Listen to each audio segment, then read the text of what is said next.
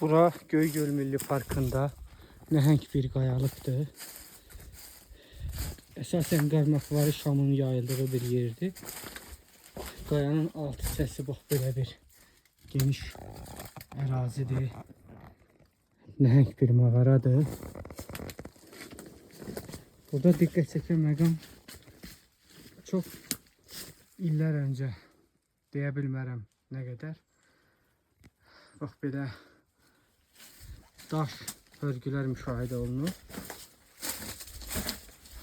Bu hörgüləri mən bir neçə yerdə izləmişəm. Mağaranın içəri hissəsindən keçəndən sonra bax belə bir yerə gəlib çıxırıq.